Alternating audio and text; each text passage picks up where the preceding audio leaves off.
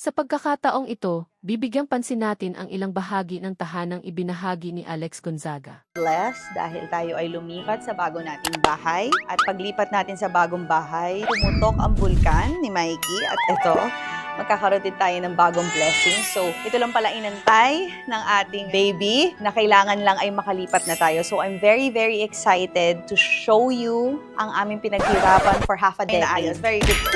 So, there. Okay? Next, this one naman is our supposedly guest room for my parents. Pagka dito na sila, syempre kakantahin natin silang kasama kang tumanda. So dito sila, para hindi na sila magsa-stairs. So ang kinuha ko dito is a pull-out bed. Tapos habang wala namang nakatira dito, hanggang di sila dito natutulog. So, ito muna yung ginagawa kong makeup room. And then, dito namin nilalagay din yung mga camera.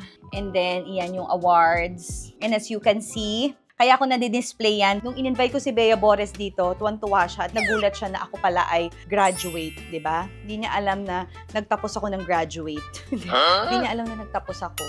And si Mikey nagtapos UCLA, pang matalino.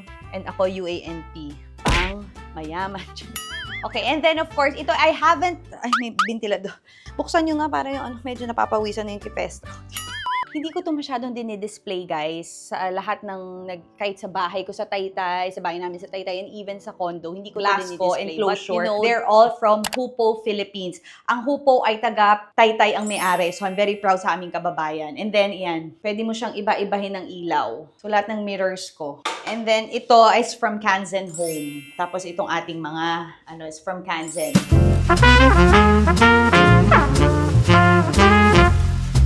So, dito lagi naliligo si Polly. Dito siya lagi umiiyak. Dito po nagkakaroon ng sigaw sa pugad lawin dahil si Polly tuwing magsiswimming at magsha-shower, laging merong parang drama. Oh, I don't wanna shower! Dito ang mga eksena ni Polly. Yan, dyan siya. Dyan ang ano niya. And then, for my guest na rin. So, that's it. So, marami na natanga dito. Iginanyan nila.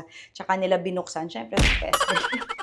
So, kasi nga medyo kakaiba yung ating faucet. Those are all from Kanzen Home. Maraming salamat. Ang ganda, kakaiba yung look.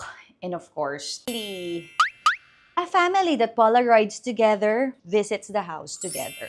Kasi binisit nila ako. Alam mo, medyo mahal pala pag nagkakabahay kasi yung pamilya ko dati lagi sa ate ko. Ngayon parang lagi na lang sa akin. So, syempre, cargo ko yung kuryente, cargo ko lahat, pati pagkain. So, lagi silang nandito. So, anyway. Ito, this one is for Miss Den. Ito may amoy ito. Tapos may app siya na siya.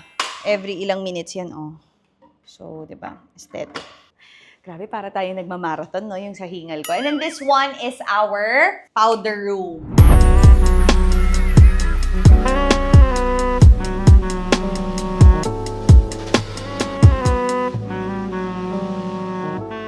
So there, as you can see, there's M for mine. Pamay na lang mga sis, hindi Morada. For Morada yan. Oop. And then, this one is our, alam nyo na yan, hindi ko na kailangan i-explain. Makeup na binili namin sa Baguio na binisita namin. And then, alam mo maganda dito? Tcharing! Meron kang wet ones.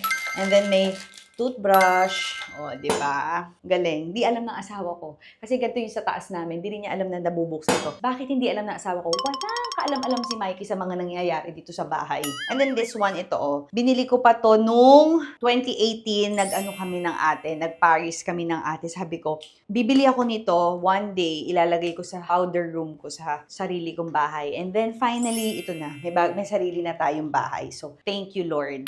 And then nakita nyo naman ang aking mga hand wash. Sosyal na sosyal. Aesop. Ay, paubos na tong Aesop na to. Paubos na yung Aesop. I-retain na lang ng ibang. Aesop, baka naman pa-send uli. Binigyan na kasi ako ng Aesop. So, ayan. Diba? Sosyal na sosyal. So, diba? Alam mo ba, itong pinaka-favorite part ko, sosyal na sosyal ako na may powder room kami. Dati kasi, diba, ang kubeta, isa lang. Kubeta na ng lahat. Pero, Nagbigay ang house tour ng mas malinaw na pagtingin sa mga espasyong mahalaga sa kanila.